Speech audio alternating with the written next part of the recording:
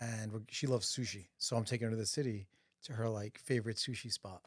Where are you guys going? It's called Shuko. It's in Union Square. Yeah, Union Square. It's awesome. Do you like sushi? Yeah, we love Blue Ribbon. Okay, yeah. So Yep. it's like omakase. You sit there. You don't like. Have you done this? So you don't even talk to the chef. You have no. There's no menu. It's whatever they're serving. You Tasting. sit, and his hands, your mouth, game on. That's it. And then it's like 12 courses. Like courses, each one's like a piece. But it's pretty awesome. And Miriam, if she could have one meal, like the rest of her life, she could have sushi every night. So yeah, so tomorrow night's date night with the missus. I'm gonna miss the freaking T-Wolves game. Yeah. It's been nuts, Crazy. crazy. It's been nuts. You think they have a TV over there? I checked. They don't. No, and I can't. It's one thing if I go to dinner with the kids and her, because then like there's like you can like be like I'm going to the bathroom and like sneak to the bar for like 5 minutes There's because no the sneaking kids are the phone. distracting her. But when it's one-on-one, That's it. you Game can't do over. it. You can't. You could do sneak it on your phone, maybe. Not one-on-one. Not one-on-one because it's right there. She's right there, and it's like one night a year. Like it's fine. Plus, I actually, to be honest with you, I got very lucky. I married a woman who loves basketball, and who is not divorcing me, even though it's date night once a year. Like I should not be complaining right now. I can sacrifice a freaking game. So yeah, I mean, I'm very, very lucky. So anyway, thanks for doing this. Thanks for coming by, like Thank you for from having 5 me miles here. away. Neighbors. Yeah. So I'm excited. So I was going through, we're just meeting tonight, but,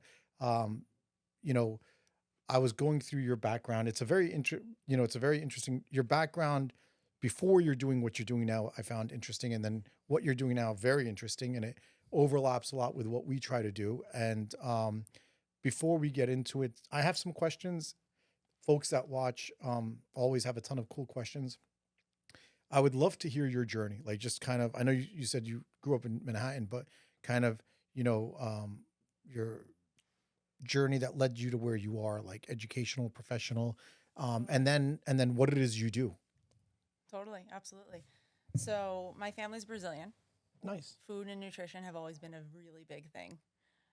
My dad, he played professional soccer for the Colombian national team. He did pro cycling for the Brazilian national team. So everything in our house from when I was born was like super nutrition focused, nutrient dense. Okay. He was the guy. He was our soccer coach, and he would have all the girls sleep over before tournaments. And in the morning, we'd wake up to broccoli smoothies. Wow. And most American kids are not eating that way. Yeah. So nutrition has kind of always been at the forefront, but I ended up actually getting my BA in PR, Okay. and I did event planning, and Oh, okay. that was first, while of course always loving nutrition. And event planning is very taxing on the body. Late nights, Yeah. a lot of client dinners, a lot of drinking Yeah. with clients, Right. and I was sick all the Right. time. Right. So chronic UTIs, chronic strep throat. Okay. I had a Lyme diagnosis in college. The first round, I went the pharmaceutical route. Thought I got rid of it. Second round came back, smacked me in the face quite literally. I woke up with Bell's palsy. Oh, wow. And I was 25. Okay. So kind of burning, I think, the candle at both ends. Mhm. And have you heard of Joe Dispenza? Rings a bell. Dr. Joe Dispenza. He does a lot of brain coherence work, meditation, that kind of Maybe stuff. not. So He yeah, said something awesome. He's like, there's two kinds of people. There's somebody who gets a diagnosis and they just are okay with the status quo and they'll do what they need to do medication-wise and just move on with their lives. And then the second kind of person is bothered by it. Yeah. And they're like, what is the root? Why does this keep Right, happening? yeah. Why is this here? What manifested this? I'm that person. I was really bothered by it. Sure. So I did kind of a little guinea pig work on myself. Okay. I started reading books, alternative paths to healing nerve issues with the Bell's palsy, Mhm. Lyme disease, studying herbalism, especially from my Brazilian roots, because there's some really cool tribes in Brazil that, they eat fruit all day long and all they have is fruit and herbs Right. and that's it, and water. And they're the healthiest looking people ever. Right. So I thought to myself, okay, second route with the neurological Lyme, let's try something different. And that kind of catapulted me.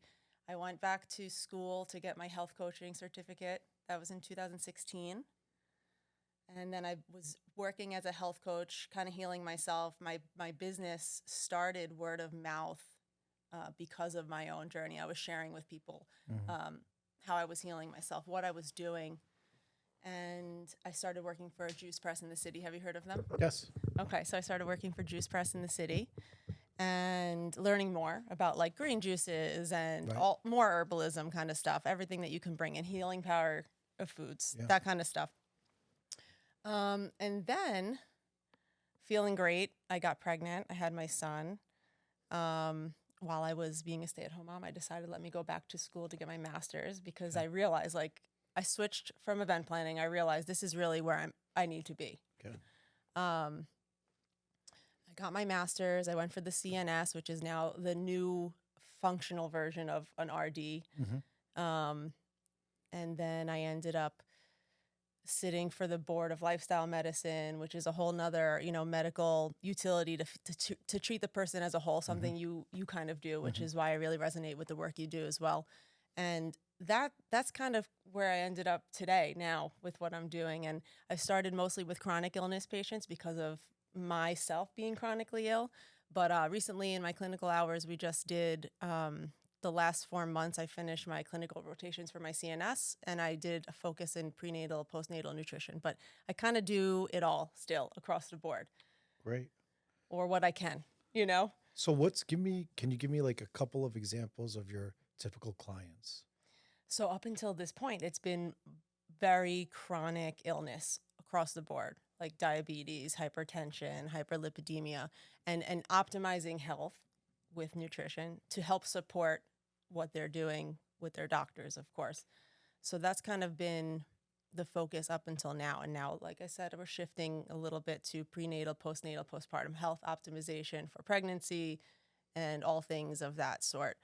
But it's been a fun journey to see how food really can heal you Mhm. because there's a lot of skeptics. Yeah. And it's been interesting and I'm passionate about it. Yeah, that's great. I think I have a bunch of questions. Yeah, That's of a really course. cool journey. And it's clear, like, just how you talk about it and the energy you emit when you do it, that it's like your passion, right? You could just tell when someone, right? Can't you? Like, back in the day, like, I used to, like, I'd hear like someone like who's a little like, like, let's say like my wife, who, like, how she does, what's it called? Where she sneaks in the rooms and she hides from us. Um, What's that? we were talking about it the other day too. Psychics? Something like that. Where they read like the future? Intuitives. Yeah. Right. Psychics. Yeah. So she'd always talk about energy. Like we'd be in a room with somebody like this is 15, 16 years ago. She's like, I don't know about their energy. I'm like, what do you even mean? Like they're normal. And then as I've gotten older, I'm big on energy.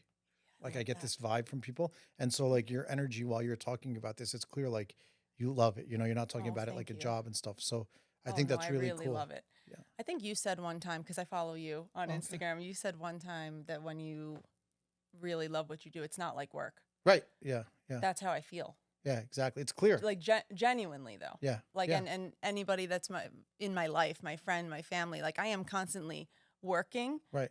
because I'm constantly giving them my resources or advice or things that I know to be true in the field of nutrition and how we can heal their bodies and help. But to me, it doesn't seem like work. Right. Right. Right. Like I'm not bothered by it. Yeah. You love Text it. me. Yeah. You love it. I don't care. Anytime. Let me ask you, when you said like food as a food healing, and you said there's some skeptics. The funny thing about that is, first of all, anybody who knows, will tell you, okay, if you look at the most common chronic diseases, the number one killers, from cancers to cardiovascular disease, we now know we now know for sure it's not just whispers in the annals of like some medical institutions. It's front and center that the number one killer is cardiovascular disease, and the number one variable for cardiovascular disease is your diet, right? Because diabetes is a huge risk factor to lead to cardiac events and strokes. Diabetes is based on diet, cholesterol based on diet, those kinds of things. And then number two is cancer. And we now know, which 10 years ago they thought it was crazy, the number one controllable variable for cancer is your diet. The colon cancers and so on and so forth are all diet inflammatory and so on. And so it's not only like true from a traditional inarguable standpoint. I always go back to, I'm not the biggest fan of pharmaceuticals, but one, uh, Eli Lilly, one of the big farm companies, the guy who founded it, had a quote that always resonated with me. He said, any medicine that can help you, um, can hurt you. He's like, that's how you know something works. People always come, he said, people want to know if this works or this plant Mm, works. It says, if so it can good. hurt you, it can help you. And that's how you know it's a medicine. And food fits in that category because we're talking about food as a healer, but food also can kill you if you eat the wrong stuff, the wrong amount of it, blah, blah, blah, blah, blah. So, of course, the inverse must be true, just rationally speaking. And we see it every day and we feel it every day. Like when me and Mo split a pie of pizza, I feel terrible. And I'm not surprised that it leads to terrible things, right? Yeah, When you I'm feel it right embarrassed away. and I'm ashamed of myself, and for a week I like juice and have celery, I feel great. Other than consuming it, other than those moments, I feel great. I have more energy. I'm not cloudy in the Are you brain. on the celery Right? train? Because I love that. Yeah. I'm on the celery train I told you about the chili garlic every stuff I day. found. No. I'm going to show you. I found the best thing. So I'd like you, if you don't mind, just like, can you, I actually, as a physician, I actually wonder about this because, we don't know anything about nutrition. We're not taught anything about nutrition. So I, if you have a 45-year-old, let's say obese, like, not more, like, let's say a 45-year-old with a Overweight. BMI, yeah, like a 30 BMI who's diabetic and hypertensive, talk to me at a high level, about what you do with him. And then talk to me about, let's say you have, um, IBD, like inflammatory bowel disease Mm-hmm. and or Crohn's and or celiac, 28-year-old woman.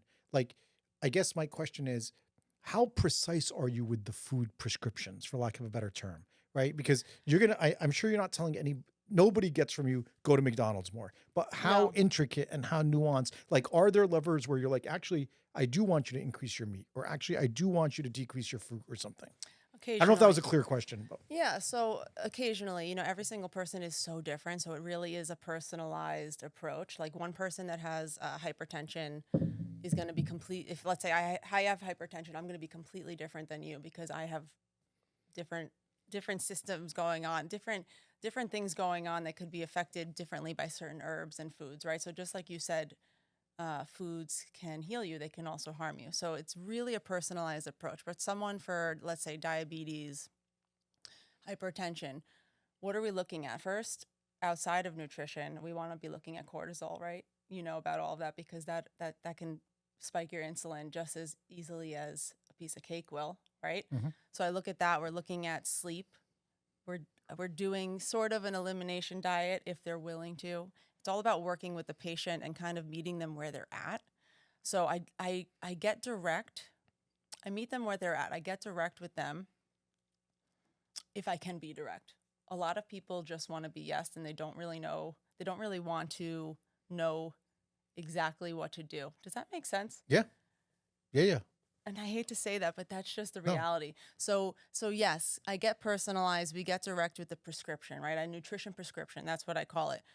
But it's really, really individual. And a lot of what I do, I think, is outside of conventional dietetics. okay, So it's less counting, less prescriptive in that sense, and more intuitive to what the disease is. okay. And what was the second one you asked? IBS. Yeah, like a lot of, I'm sure you see a lot of gut disorders. Yes, gut health nutrition right now. That's a very saturated market. It's Yeah. very trendy. It was actually one of our questions about gut health. Yes, I saw someone. Yeah. They wanted to learn about gut health. So the first thing is we can do an elimination diet to see what's bothering you, and then start bringing things in after you start to feel symptoms healing, and see if it's still triggering you after you bring it in, right? Like gluten, soy, dairy, canola, pork, things that we know are inflammatory, can Yeah. lead to IBS pathway and all of that. See how they do with that. Usually, here's the thing with diet. It's less about what I'm asking you to add in, and it's more about what I'm asking you to remove in the beginning to see Mhm. where you're at. Because we can add a ton of supplements and a ton of herbals, but if your diet's not right, if you're not removing the foods that are causing the inflammation, it's still going to be there no matter what. Mhm. So it's kind of, again, a personalized approach, intuitive approach, what is the person ready to do and going from there. And sometimes it's just simple as adding in water with lemon, right? Yeah. I have a couple, before we open it up, I have a few more questions because it's interesting listening to what you're saying. It spawns a couple things. What are like the top 2 or 3, like you go through your last 20 clients, the top 2 or 3 common denominator no's and common denominator yeses, meaning everyone's individualized, but what are some, I don't want to use the term superfoods, but foods that almost invariably people don't consume enough that would help their health? And what are the ones that like are almost never the right ones to have? So for every single person across, I call these my non-negotiables. Yeah. Pork, wheat that's not organic or spelt sourdough. So I'm a big no wheat unless it's organic spelt sourdough. Then cool, fine. So pork, wheat, and many people are not going to like this, but pasteurized dairy. Okay. Those I see across the board. If people remove them, they heal. Right. So that's what it's about for me, especially because I started in chronic illness and it's about healing. So I'm not saying you can't ever have these foods again, Right. but they're not medicinal. Right. Like I very rarely am healing people with dairy or cheese. Right. It's You're not like, medicinal. hey, increase your dairy. So I'm not saying there's not nutrients in those foods, right? There's minerals and vitamins you can get from pork too. Right. But they're not medicinal. And since I focus on chronic illness, those are the 3: pork, wheat, dairy. Let's remove them and see how you do. Okay. And then we go deeper, right? Then I also like to do the soy canola oil. I mean, everybody's heard about the seed oils Yeah. today. Truly, truly inflammatory. I mean, I've had patients just remove seed oils, Yeah. start cooking at home, or they have a chef that starts cooking at home with them with no seed Yeah. oils, and their IBS goes away. I mean, that's crazy. Yeah. That's just from one thing. And they Right. kept everything else. Right. Right. So, and then the absolute yes foods, I think everybody needs obviously fruits because everyone says, yeah, eat fruit, except for the fact that they don't really. Yeah. I'm like, when's the last time you had an apple? Right. Oh, 3 days ago. 6th so you're grade. Not, Yeah. So you're not eating fruit really. Or Yeah. or they're having like a naked smoothie, you know, that brand, Yeah. which Terrible. is Terrible. Oh my God, that's not fruit. Right. I don't even classify it as It's a fruit. sugar drink. It's a Right. sugar drink. Right. So right. so that's, it sounds so silly, but you really have to remind people like fruit, vegetables, legumes are a big one. And I love lemon water in the morning because everybody that I have Just water with encountered- lemon. water with fresh lemon for electrolytes. Okay. Because you don't want to drink dead water. Right. And if you What's just dead water? just water from the tap or even Okay. most bottled waters, Okay. water I suggest Mountain Valley in glass. Okay. But even that, you want to bring it back to life. So put a Okay. couple of drops of lemon water in it. You can put like a Celtic sea salt or Himalayan sea salt. Okay. But those things essentially are it. Hydration and fruits and vegetables, which Right. sounds so, again, silly, but people don't realize they're actually not eating them. Yeah, of course. No, that's not I'm silly. sure that people tell you all the time, no, I eat my vegetables all the time. And I'm like, when's the last time you had asparagus? Yeah. Oh, Yeah. just really simple. So back to your first question about what do I do with certain cases? I have to really meet people where they're at and start so basic. Right. What kind of water are you drinking? Right. Yeah. Right? Yeah. I thought like water, just any water, like Poland Spring or whatever, but you have to be more specific. You want to activate it. So can you explain, like when I first heard you say lemon water, I thought you're like, that makes it taste better, so you drink more water. That's not what you mean. No, absolutely not. That's what, right? Mo, that's what you thought. It's like not Hydration. boring. No, I mean, yeah, you can jazz it up with lemon. It does make it taste better. That's what I think. thought. But for me, it's a completely nutritional reason. Okay. You want to activate the water because otherwise, like I said, it's just dead. If you put a little bit of lemon, a little bit of lime, that's what's going to bring the water into the cell, and that's how we heal. And salt also, you said? Celtic salt, pink Himalayan salt. Pink Himalayan salt, you want to be careful too because I recently learned that they are mining the salt, the Himalayan caves with bombs. Oh, So wow. they're seeing some residue of the bombs in the salt that they're testing for Himalayan salt. Jesus. Can you imagine? Yeah. So you think you're doing something Right. good. Every time you figure it out, you don't. Yeah. Can never win in this world. I'll have one more question, then we Yeah, can do. go ahead. So can you talk a little bit? This is great. This is super informative. I like when I like run out and eat fruit right now. But I have Thank you. I love being here. I have one question. How about the non-food I know that's the centerpiece, but you do lifestyle medicine. So the non-food aspects of how you deal with patients. Can you talk a little bit about, do you talk to them about their physical fitness exercise? Do you talk to them about their mental state? Do you talk to them about sunlight? I don't know if you do or don't. Absolutely. Okay. So, I was saying, I think I definitely fall, or anybody that has known me the last 10 years knows I definitely fall out of the realm of your conventional dietitian, nutritionist because of this aspect. And that's why I ended up sitting on the lifestyle board for lifestyle medicine. And we incorporate all the pillars outside of just nutrition. So yes, nutrition is one, but sleep, exercise, social connectedness, and toxin overload and stress management. So that's the number one piece too. I think that's it's harder to get patients in on that because again, they want quick meal plans. Just tell me what to eat and what not to eat. But you really underestimate if you're not sleeping. It doesn't matter how well you eat, right? So what do you do? Your You take a body's not history of, cleaning up. So I like, do a full intake yeah.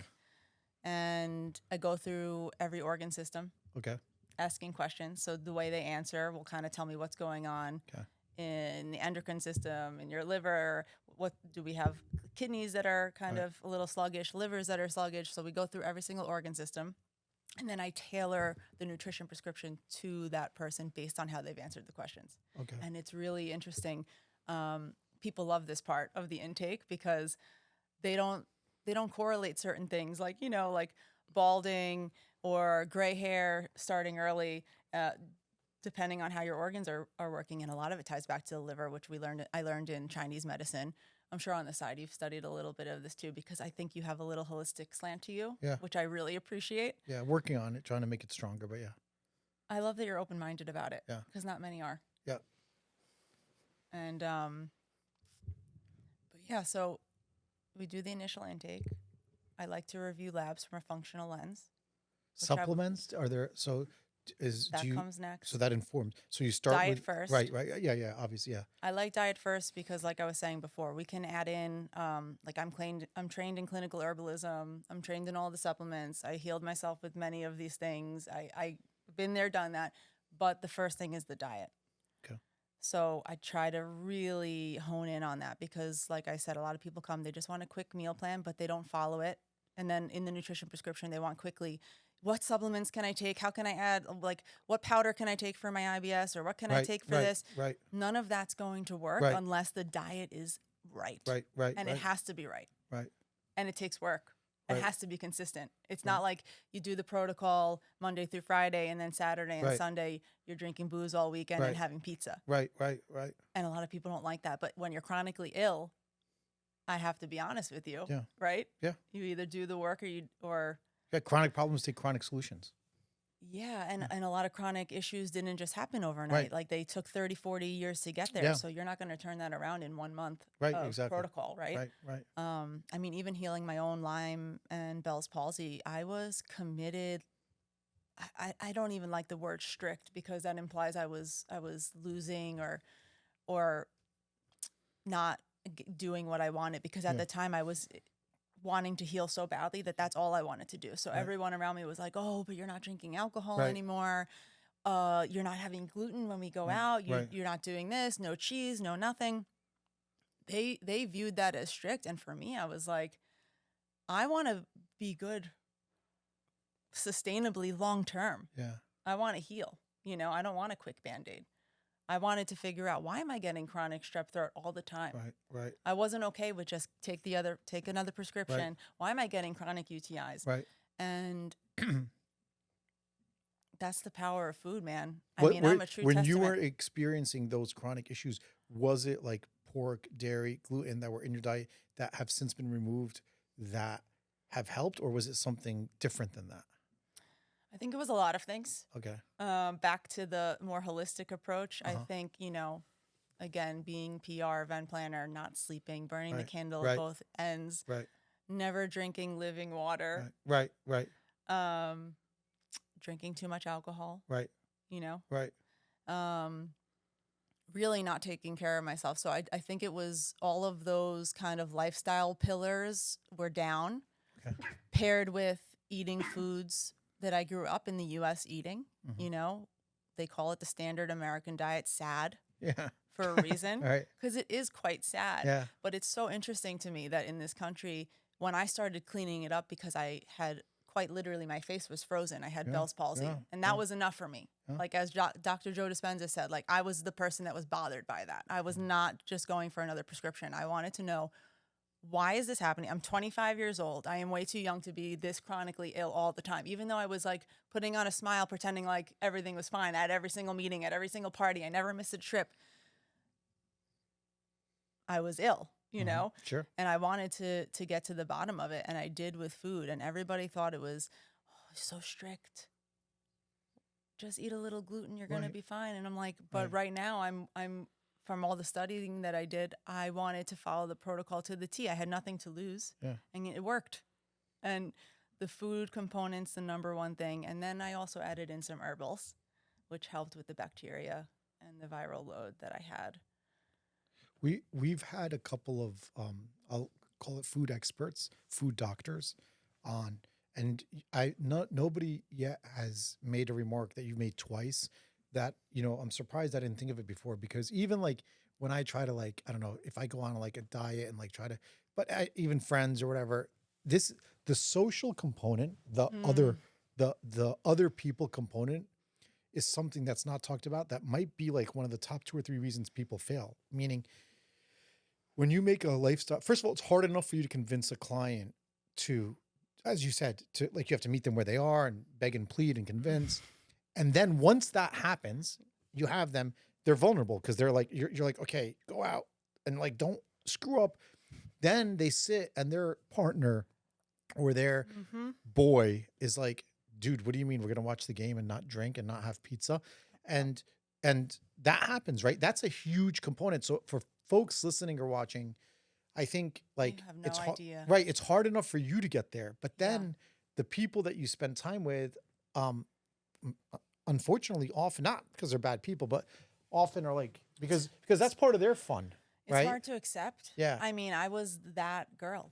Like at every event, top event planning firm in the city, at every club, I knew every single doorman. I was, the one that everyone came into the city to meet, to go out till 4 a.m, right? Because I would go to a party that we planned at the Met, and then we would take our clients to Marquee, right? So when I got Bell's palsy and I stopped drinking alcohol to heal myself, that was, people were like, wow, you're serious. And I was like, yeah, I'm serious. This is, I only have one body. Right. And my closest friends were, of course, supportive, but it is absolutely a component that nobody speaks about. The healing path is already hard to get there, like you said. And if you don't have the support, it makes it really difficult, especially to stay committed.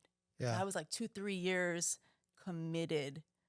I mean, super, super, super, super clean. No gluten, no pork, no soy, no canola. I was cooking with broth, no oils, like true body cleanup. And again, this came from multiple different books from different parts of the country. It's like, I really, not to hate on this country, but I didn't find too much of my alternative protocols here. It was all based, like, what are they doing in Greece? What are they doing in Brazil? Of course, because of my roots. So that's where it came from. And it takes a lot for people around you that know the old you. Yeah. To accept it. Right. Yeah, and I was the weird, not weird, I hate to say that word, but I was that person at the party, like, oh, you're not drinking? Right. And then you always feel like, Right. FOMO. That's a big component of it. That's a big part is like the new you. Like some might be excited about it. Yeah. Others are like And that's discouraging. why a lot of people don't heal, or it takes them longer to heal because of that component. Yeah. For sure. It's hard. That's something that I don't think people contemplate enough, and it leads to a lot of their like reticence and then failures and so on. And you mentioned social connectivity, and that like these, I think it's just starting to now become, I don't want to say obvious, it's starting to hit the radar that when you look at like suicide rates in like adult males, when you look at anxiety, depression, the lack of social connectivity is a huge area. I think probably the next 10 years, I think, like I was talking to someone when I was in training and I was coming up like med school residency, there wasn't such a thing as sleep. Like sleep medicine now is one of the biggest things, like sleep specialists, sleep studies. What's your sleep like? What's your REM? When I was Mm-hmm. coming up, there there was no sleep specialty. Now it's a big thing. I think the next 10 years is going to be the social stuff, like where it's, hey, what are your personal relationships, family and friends, your intimate relationships? And I think there's going to be studies that come out and show, they're starting now, that who you spend time with, if you spend time with others, and the flavor of those relationships can greatly color your health. Absolutely. And, if you have the right people around you, like if I go to work and I see Mo and I see Fat and I see Jenny and I see whoever, I get a certain endorphin release. Like, I'm going to spend my day with people I really enjoy, doing something I enjoy. Of course, there's biochemical stuff that happens that excites you, that inspires you, that's anti-inflammatory, the Mm-hmm. opposite of, then when you're like, hey, you're going to be doing this with, we've all been there, and you're going to be spending this, when your wife tells you have to go to dinner with so-and-so, and you're like, oh my God, that guy. And like, forget the 2 hour dinner, the whole day leading up to it, you're like, shit, like blah, blah, blah. And so you have a whole different biochemical disposition and the wear and tear. And so I think that's an area now that's going to be huge. And then there's the perpendicularity is those people, and then you're trying to make a lifestyle change. And are they going to like kind of quell shit, or are they going to help embolden you? But of course it comes down to you. Like in the Oh end, yeah, now it's I'm all I'm you. unapologetic Right. about it. I am Right. But unapologetic. your Yep. clients, now you're like a general. But when you're starting off as a foot soldier, And I that see it. support can Yeah. make a difference. Especially you mentioned to your spouse. Yeah. That's the toughest. I have a lot of moms in my practice, and the biggest thing is the reason they cannot commit is because they cannot make 2 or 3 meals per meal I didn't even per think of day, that. For the moms, yeah. And it's really hard. So, what might be okay for the rest of the family might be hurting mom Wow. right now, That's so depending on true. what they have. So, social connectedness, but also support even in the home You're so right. needs to start. And back to your point about sleep too. Oh my, that's part of one of the pillars in the lifestyle medicine modality that we use to treat the whole person. And people don't realize, yeah, I can give you the nutrition prescription. I can tell you which herbs I use to kill strep. If you're not sleeping at night, it doesn't matter. Yeah. And, back to what I was saying about being kind of outside of your conventional dietitian, I'm sure this wasn't the conversation you were expecting, right? Because most of my peers, I it's love like it. numbers, right? Let's do macros, let's do micros. Yeah. I want you to have 25% fiber a Yeah. day and this. And that is so, I get a few people that come to me that are expecting that. And they're like, wow, this is a breath of fresh air because I can't be counting Right. and weighing things. And I don't want them doing Right. that, because that creates a whole other, Right. slew of disordered eating too, Right. Which is also up Right. on the rise. Right. So just bringing it back to the basics. Food is so powerful. Food is so healing. And if you just focus on eating the right things, you don't have to be focusing on how much of that thing to be eating. I always say that. You do? Yeah. So I'll 10 times a day. Yeah. I say the family comes in. They're like, Dr. Baker, she doesn't eat anything. And she's like 3. And she's bouncing off the walls. She's like well-nourished, beautiful, perfect. I'm like, she doesn't eat anything? They're like, No. Dr. Baker, she doesn't eat anything. I'm like, dude, if she, and I have a habit of being direct. I'm like, in 17 years, I've never had a kid starve to death in my practice. Is she Right. going to be the first? Well, And the parents like, you take care of people. The one thing about being a pediatrician is you can talk like that because one, you take care of kids. So there's like a level of seriousness that like with your neurosurgeon Yeah. doesn't exist. 2, the most beautiful part of what I do is it's the most playful field of medicine, and it's also the most intimate. Like I have a question for you about the perinatal nutrition stuff in a second, but you have a kid, so or you've delivered a child, and this, like when you're pregnant, and I've attended 1,000 deliveries. You know what I mean? When you're pregnant and you've got your legs open in front of this doctor for 9 months, you think, wow, this is a pretty intimate relation. It's not like my derm, right? Right. Very But different. your relationship with your pediatrician is super intimate because you're taking the thing that means the most to you in this world, more than your own health, your kid, and you're like trusting this guy or girl with it, Mhm. right? And so that gives me a lot of freedom of license, like, because that established kind of rapport, you know, you can, because all bets are off. Like you are who you are. And the agreement is I can be direct. I can tell you what I'm thinking, but I'm going to do, I'm going to treat your kid the way I would treat my own kid. And there's like a unique trust there. And so they come in, she's not eating anything, whatever. And you're like, okay, blah, blah, blah. And then the next patient comes in and they're like, Dr. Baker, I don't know why he's so big. I'm like, and he's eating chips. And I'm like, well, does he eat crap? And does he eat a lot of it? Well, no, Dr. Baker, I only give him, like, if I don't give him chicken nuggets, he's not going to eat anything. He won't And so, starve. like, Skip the meal then. And both scenarios end with, don't worry about how much your kid eats, worry about what they eat. And they're like, Right. what? I'm like, if he pounds salmon and broccoli, we're never getting in trouble. Right. But if you exactly. get desperate and you're like, just one French fry, tomorrow we're going to have a problem. Right. Right? Is that All not day, 10 every day. times a day? Yeah. No, it's so true. It's less about the quantity and more about the quality. I mean, I noticed even with my son, he had a period where all he wanted to eat was avocado with fresh lemon on it. I was like fine with that. He was above all of his milestones at each appointment, each checkup. That's incredible. Hitting his weight. I mean, came out 9 pounds. Like, you want to have avocado with lemon for dinner tonight? Perfect. Mono eat. And he's thriving. So I always I love that you said that about the kids. Like, you've never had a kid starve. Yeah. And it's so true, because they're like, well, if I put it down, they just won't eat it. And then they'll skip the meal. And I'm like, okay. Yeah. And then they'll eat tomorrow at breakfast. Right. Exactly. He'll be fine. Yeah. You know? Yeah. I know I've said this 10 times, but before we open it up, as a pediatrician, you know, if you said your specialty was like geriatrics, I would have like brushed over it. But if you have this unique passion for the perinatal period, Yes. like prenatal, I'm not going to let that's like how I've spent my career. So Comes most naturally to me. okay, so tell me, talk a little bit, if you don't mind, talk a little bit about like your perspective and some highlights at least of nutrition during pregnancy and shortly thereafter, let's say if you're breastfeeding. Whole foods. That's it. So simple. Everybody forgets, especially today with the standard American diet. Everything is processed. Everything is takeout with table salt, table sugar, seeded oils. If you can get yourself to just eat whole foods, mostly plants, sprinkles of animal foods, healthy animal fats. Many people are okay with that. Some people chronically ill. I try to pull it out, but just keep it basic. So you go to the supermarket and you get That's it. like a grilled chicken salad is Legumes. okay. That's fine. Fresh food, because it is No crossing DoorDash is what you're saying. Like, don't do that. when you have to, Yeah. occasionally, you Yeah. know, but people forget, like, just like I said, the simple things, like how much fruit are you eating? You need to get glucose. You want your milk to come in right away? You Right. need glucose. Everyone thinks it's protein and fat. It's Right. actually not. If you've Right. ever tried your breast milk, Right. it's sweet. Yeah. Right.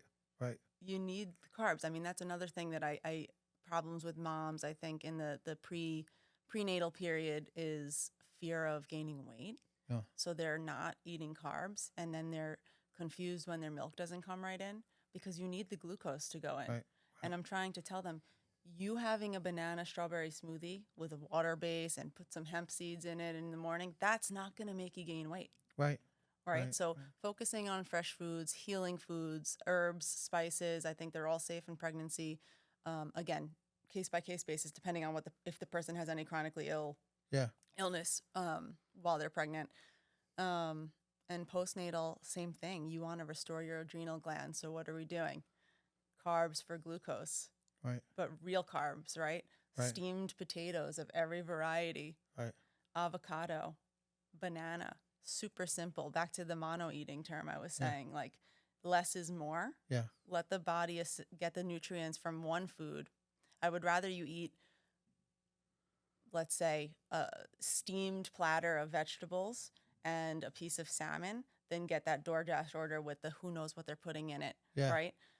So really bringing it back to the basics and going like more ancestral, right? Mhm. Like before they had access to all these processed bags and chips and all of these processed protein powders, which I'm okay with if they're clean. Yeah. But focusing on the real whole food, I think, is where it's at, That's great. That's great advice. especially in that period, especially if you're nursing. Yeah. Yeah. I mean, we get that question more than anything. Yeah. what should I eat? The nursing Pre-postnatal. question, yeah. Yeah, we're getting newborns and the mom's coming in and Oh, it's like fruit. day 5 of life. Milk's not coming It's in. not coming in. Yeah, that's great advice. Yeah. I'm gonna send them your way. Fruit, and I call it a boob staycation Okay, with the baby. that's So good. if your milk's not coming in or if it goes away for a little bit, literally take a few days off of work. Yeah. If you're back, right? Because that happens a lot when they go back. Yeah. Like sometimes 8 weeks, 3 months, milk goes away, and then mommy's freaking out. Yeah. Bring in the carbs, clean carbs. I'm not talking about potato chips, right? And boob staycation. So you take a few days off of work and you just sit there with the baby and let them latch on demand. Yeah, That's it.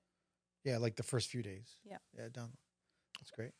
Can I get into Yeah, we can some do of the some questions questions? for you. This is a good one. Someone asked, what are your thoughts of fad diets? Oh, I'm not the one. Let it loose. Listen, there's a lot out there, so I don't blame people. I mean, you have thousands of nutritionists, dietitians, and every one of them are saying something different, hmm right? Yeah. I'm sure you see a lot of that. And we see it, and And yeah, we in your see. primary practice too, I'm sure a lot of parents come in, they're each on some different kind of diet. I think, again, back to what I was saying, focusing on real whole foods and less the diet. Yeah. Cool. Sorry, I just had a brain fart. um, back to the this is actually not part of prenatal or postnatal. Someone wanted to ask, do you have any tips for menopause belly and that whole stage of life in general? Yeah, this is really big with the cortisol sleep issues. So of course you would think I'm a nutritionist, I'm going to go right to nutrition, but I'm going first to the sleep because a lot of people in that phase of life are not sleeping well or they're sleeping less, and it's very hard to lose belly fat if your adrenals are shot. And if you're not sleeping well, your adrenals are shot and your cortisol is constantly spiked and your belly fat's going to stay there. So yeah, bring in the plant foods, bring in the healthy fats, lean proteins, leafy greens, will really help kind of like reset the liver too. Liver's responsible for keeping a lot of weight on as well. Mineral salts, celery. Yeah. Someone asked, they just asked this, what's your recommended go-to protein powder? I like Symbiotica. I like that it's really clean. So here's the thing. I don't recommend any of them to anyone unless they really ask, because I really believe in getting the protein you need in whole foods. But for people that really want it, Symbiotica is a great brand. And if you're going to source your own, I just kind of have a list of things to avoid when you're looking at the list, right? So no citric acid, no natural flavoring, no bovine derivatives, because a lot of the times they're really old and they can grow mold. And there's a whole, they cause a lot of inflammation. So no citric acid, no natural flavors, no bovine derivatives, and whey protein is not my favorite in Right. terms of inflammation. Right. Gotcha. Great advice. Don't come after me, protein people. No, it's beautiful. It's great. I'm like, shit, whey protein, I gotta throw it out when I get home. The physical trainers always get me on that one. They're like, what? Right. Yeah. Someone asked, do you have any tips for throat inflammation? For throat inflammation? Yeah, you brought up chronic strep, so you gotta Yes, talk about raw it. honey, people really underestimate. It is a medicinal food. Raw honey is so powerful. For strep, if you're going to use it for, let's say, like allergies, make sure it's local, right? So if you're in New Jersey, you want to find a farm with bees that are not sprayed, that the hives aren't sprayed or they're not spraying nearby. But raw honey for throat inflammation. What else can we do? Thyme tea, lemon balm tea. I think those are a good start. And garlic if you can stomach it. We tell our families with chronic throat stuff like honey and ginger and Honey tea, and ginger and tea. Yeah. Yeah, warm water, you say. warm water or tea. Yeah. Yeah, that's great. What are That's your wonderful. oh, here's a good question. Someone asked, do you have tips for people prone to gallbladder attacks? Yeah, so this is a big one happening a lot, and it happens a lot in pregnancy too. Yeah. Lowering the fat, Right. Yeah. and that goes for the vegans too. You know, because I have a lot of vegan who are very high fat. They don't even realize it. It's like nuts and avocados and coconuts all day long. But if those are all wonderfully healthy sources of fat. Right. But if your gallbladder and your spleen and your livers struggling, and usually that's what's happening if you're going to get a gallbladder attack, you need to lower it. So we're bringing down the fats. And meat, meat also, like I said, it has tons of vitamins and nutrients and amino acids. But if you're having gallbladder attacks, you need to lower the meat intake as well until you get through it. Nice. Someone wanted to know if you take insurance. I do not. You do not. I do Cool. not. And you know what's so sad about that? I could. But from a few of my supervisors in my clinical rounds when I was studying for and passing and doing my clinicals for my CNS, they unfortunately all were telling me, don't even go that route because they're not getting paid. Yeah. The insurance companies do not value preventative healthcare as much. Yeah. And especially with the CNS, which I was saying earlier is like the newer functional version of RD, they don't like us too much, I think. Yeah. So unfortunately, up until this point, I have not taken insurance, no. Nice. The comment on that, I would say, because It's a fight, I've- they're playing with the codes and the this. I've and lived like on every side of that battle. Yeah, I'll leave it at that. Yeah. But what I would say is to whoever asked that, it's a very good question and it's an unfortunate answer. The one thing I would say, because sometimes what happens, like after a conversation like this, like what happens is Mo and I will be working together and members will come and they'll ask, but also not just when they ask, like now we know we have this resource. So what will happen is like a couple times a week, we'll have a member who we know can benefit from your service and we'll direct them to you. And then when we say, hey, we have a friend, blah, blah, blah, she's really good at this, they'll ask, oh, does she take my insurance? Like that's a natural thing they'll ask. And then, and so I think one thing is, I understand why people ask that. The thing is, nobody like asks like, does this gym membership of like $50 a month take my insurance? All right. And first of all, you don't necessarily go to the gym that much, but put that aside. Let's say you're the best gym compliant person and that $50 or whatever, $30, $80 a month, you actually do it. This is that membership, right? So you're doing it for your health, and anybody, even the most like fitness freak personal trainers will tell you it's diet 80% and fitness 20. So even if you go with a gym membership that's 30, 40, $50, that's 20% of your health. It's diet, right? And I will tell you that like people come see me or my doctors, there's a copay, right? Like you go to doctors, you have to pay copay and then your insurance and then your deductible and then this, that.